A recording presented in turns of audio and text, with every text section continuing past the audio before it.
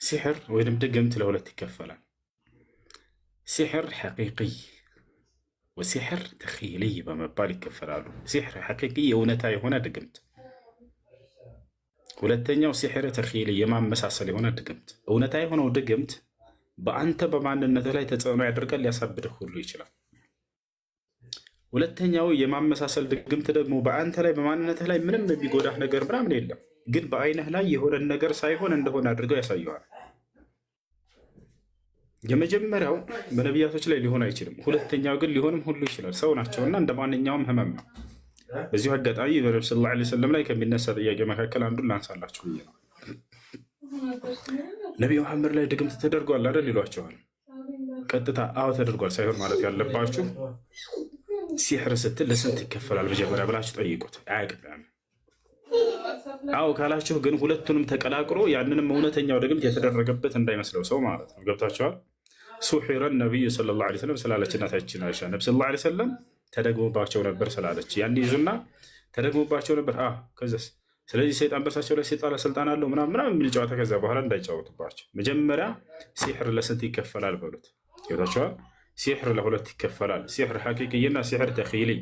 ሲሕር ሐቂቅይ ማለት በሰውየው ላይ በማንነቱ ላይ ተጽዕኖ አድርጎበት እስከ ማሳበር ሊያደርሰው የሚችል የሆነ የድግምት አይነት ነው።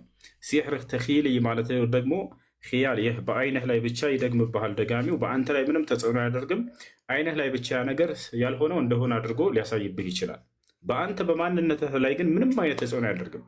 ወሃዛ የጁዙ ዐለል አንቢያ፣ ይህ በነቢያትም ላይ ሰው ናቸውና ሊከሰቱ ሁሉ ይችላል። ሁወ መረዱ ሚነል አምራድ፣ ከበሽታዎች መካከል አንድ በሽታ ነውና ለምሳሌ ነቢያችን ሰለላሁ ዐለይሂ ወሰለም በአይናቸው ላይ ፈካነ ዩኸየሉ ኢለይሂ ብላ እናታችን አይሻ እዛው ላይ አብራርተዋለች። በአይናቸውም ላይ ይመሰልባቸው ነበር አነሁ የፍዐሉ ሸይ ወለም የፍዐልሁ አለች። እርሳቸው የሆነ ነገር ሳያደርጉ እንዳደረጉ ይመስላቸው ነበር ብላ ተናገረች። አያቸው። ለምሳሌ ከሚስቶቻቸው ጋር ሳይገናኙ የተገናኙ ይመስላቸው ነበር፣ አያልተገናኛቸውም እንላቸዋለን ብላ ተናገረች። ያ ነው። አይሁዶች ግን ያሰቡት ምን እንደነበር ታውቃላችሁ? ያንን ድግምት ሲያደርጉ በእርሳቸው ላይ ሐቂቅይ እንዲሆንባቸው ነበር። የመጀመሪያው እርሱ ምንድን ነው? በቃ ከአምላክ ዘንድ በሚመጣለት መለኮታዊ ራእዩ ላይ ተጽዕኖ አድርገን እርሱን ወደ ማሳበድ እንወስደዋለን፣ ከዚያ በኋላ እንገላገለዋለን ብለው አስበው ነበር። ምን ሞክረው ነበር? ከዚያ በፊት ግድያ ሞክረው ነበር። እንደቀደሙት ነቢያቶች በመግደል የሚሳካላቸው መስሏቸው ለመግደል ፈለጉ። ዋጋቸውን ሰጧቸው። እንዲህ አሳድጄ ገድዬ እሰቅላለሁ ምናምን ወፍ የለም። ነቢ ሰለላሁ ዐለይሂ ወሰለም ጋር በሰላም ትኖር ከሆነ በሰላም ኖር አሉት። ወኢላ ለኡጅልየነኩም ሚነል መዲና አሏቸው። ካልሆነ ከመዲና አጸዳችኋለሁ አሏቸው። ገብቷችኋል? ለምደው ነበር ማሳደድ፣ መግደል ምናምን። ዒሳን እንደዛ እንደፈለጉት እነሱ እንዳሰቡት ገድለናል፣ ሰቅለናል እንዳሉት እሱንም አድርገናል፣ እርሱም ላይ እንደግመዋለን አሉ። እርሳቸው ላይ የለም። ዋጋቸውን ሰጧቸው።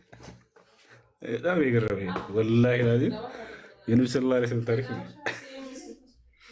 እንዳጠቃላይ ያን ሆንላቸው ሲል ሁለተኛ መንገድ ሞከሩ። ሁለተኛ መንገድ ምን እንደሆነ ታውቃላችሁ? ከጠላት ጋር ተባብረው መግደል ፈለጉ እርሳቸውን። ሁለተኛው መንገዳቸው ልክ ለምሳሌ መዲና ላይ በሰላም ይኖሩ ነበር ነቢ ሰለላሁ ዐለይሂ ወሰለም ከአይሁዶች ጋር የሰላም ስምምነት ነበራቸው። ማንም ጠላት ቢመጣብን ከውጭ ቢመጣ ላናግዝ እርሱን በመካከላችን ምንም አይነት ነገር ቢፈጠር ወደ ጦርነት ላንገባ ብለው ተስማምተውላቸው ነቢ ሰለላሁ ዐለይሂ ወሰለም ስለ ሲህሩ ቀጥልላቸዋለሁ። ከዚያ በኋላ ይሁዶች ምን አደረጉ? ተንኮላቸው ሂደው ቁረይሻውያኖች ጋር ቀሰቀሷቸው። ኑና ሙሐመድን ተዋጉት፣ ከጎን ሆነን እኛም እንጠበጠብላቸዋለን፣ እንዋጋዋለን አሉ። ይሄን ተንኮልና ሴራ ሴሩ። ይሄም አልተሳካላቸውም። ሶስተኛ ምን ሞከሩ? በቃ ሁሉም አልተሳካልንም፣ መርዝና ብለውና እንግደለው አሉ። ይሄም አልተሳካላቸውም። መጨረሻ ላይ ድግምቷን ተጠቀሙ። ያንን የትኛውን ሲሕር ሐቂቅይ ለማድረግ እርሱም ሳይሳካላቸው ሲቀር ተኺልይ ብቻ ሆኖ ቀረ። በአይናቸው ላይ ብቻ እንዲሆን ሆነባቸው። ገብታችኋል አይደል? ታዲያ ይህ ሲሕር ተኺልይ የአይን ድግምት ወይንም በአንተ ላይ ተጽዕኖ አያደርግም፣ ነገር ግን የሆነን ስራ ከፊትህ ሳትሰራው እንደሰራው ተደርጎ ሰርተው እንዳልሰራው ተደርጎ እንዲያሳይ ብቻ የሚያደርግ ነው። ይህ በነቢያቶችም ላይ ይሆን ነበር ወይ? አዎ። ለምሳሌ ሙሳና ሀሩን የፈርዖን ደጋሚዎች ፊት በቀረቡ ጊዜ ገመዱን ሲጥሉት የፈርዖን ደጋሚዎች ለሙሳና ለሀሩን ሳይቀር ምን መስሏቸው ነበር? እባብ መስሏቸው ነበር። አልመሰላቸውም። ዩኸየሉ ኢለይህ ሚን ሲሕሪሂም አነሃ ተስዓ ይላል አላህ። ከደገሙባቸው በአይናቸው ላይ ከደገሙበት ድግምት ምክንያት የሚንቀሳቀስ እባብ መስሎ ሁሉ ታይቷቸው ነበር አለ። በቁርአኑ ላይ የተጠቀሰው ለሙሳም ዩኸየሉ የሚል ቃል ነው። እናታችን አይሻም ዩኸየሉ ብላ ቃል በቃል ተጠቀሰች። ገብታችኋል አይደል? ስለዚህ በአይናቸው ላይ ነበር አነሃ ተስዓ። ከዚያ አላህ ስብሐነሁ ወተዓላ ለሙሳ ነገረው። ፈአውጀሰ ፊ ነፍሲሂ ኺፈተ ሙሳ፣ ሙሳን በልቡ ፍራቻን ሁሉ እስኪያሳድር ደረሰ። ትክክለኛ የሆነ ነገር መስሎት ማለት ነው። አላህ ታዲያ እውነቱን ነገረው። ቃል ላ ተኸፍ ኢነከ አንተል አዕላ፣ ቁልና አልኩትም አለ ላ ተኸፍ አትፍራ ሙሳ፣ ኢነከ አንተል አዕላ አንተ አሸናፊ ነህ የበላይ ነህ አብሽር አለው። አሁንም ታዲያ ነቢ ሰለላሁ ዐለይሂ ወሰለምን ያ ነገር በሆነ ጊዜ በእርሳቸው ላይ ባደረጉ ጊዜ አይሁዲዎች ወዲያው መልአኩ ጅብሪል እና ሚካኤል ተልከው መጡ። ልክ ሙሳን አላህ እንዳጽናናው አብሽር እንዳለው ጅብሪልና ሚካኤል በህልማቸው መጥተው ሙሐመድ ሆይ አብሽር፣ በአንተ ላይ ከሃዲያኖች አይሁዶች ያደረጉት ነገር እንዲህ ነው ተብሎ ተነገራቸው። ጅብሪል መጣና ከራሳቸው ስር ተቀመጠ። ሚካኤል ዓለይሂ ሰላም መጣና ከእግራቸው ስር ተቀመጠ። ሁለቱም በመካከላቸው ያወሩ ጀመር የሆነውን ነገር። ነብዩ ሰለላሁ ዐለይሂ ወሰለም ያንን ይሰማሉ። ማ ቢረጁል አለ ጅብሪል፣ ሰውየው ምን ሆኖ ነው አለ። ቃለ መጥቡብ፣ ሚካኤል ምን አለ? አይ መስሑብ፣ እንዲታመም ተደርጎ ነው፣ ወይም ደግሞ መጥቡብ ሲሕር አደረገበት። ምን ጠበሁ አለ ጅብሪል፣ ማን ነው ሲሕሩን ያደረገበት አለ። ሚካኤል ምን አለ? ለቢድ ብን ልአዕሶም አለ። ለቢድ ብን ልአዕሶም የተባለ የሁዲ ነው አለ። ፊመን ጠበሁ አለ፣ በምንድን ነው ድግምትን ያደረገበት ታዲያ አለ ጅብሪል።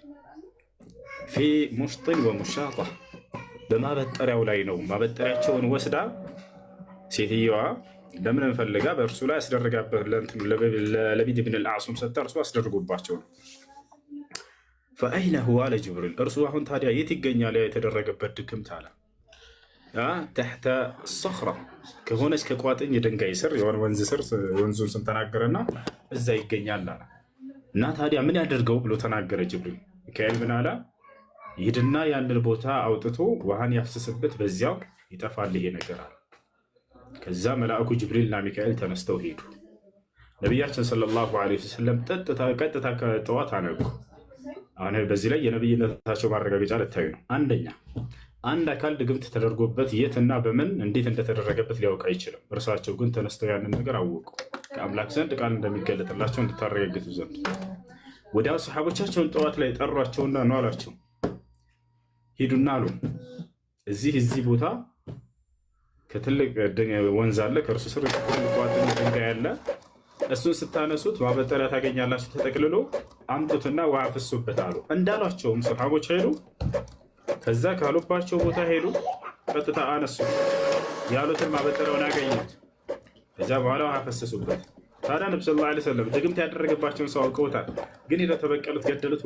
ምንም አላሉት፣ ወላሂ ምንም አላሉት። ለምን ይመስላችኋል? ማካነ ነቢዩ ሰለላሁ ዐለይሂ ወሰለም የንተቂሙ ሊነፍሲሂ አለች እናታችን አይሻ። ነብዩ ሰለላሁ ዐለይሂ ወሰለም ለራሳቸው አይበቀሉም ነበር አለች።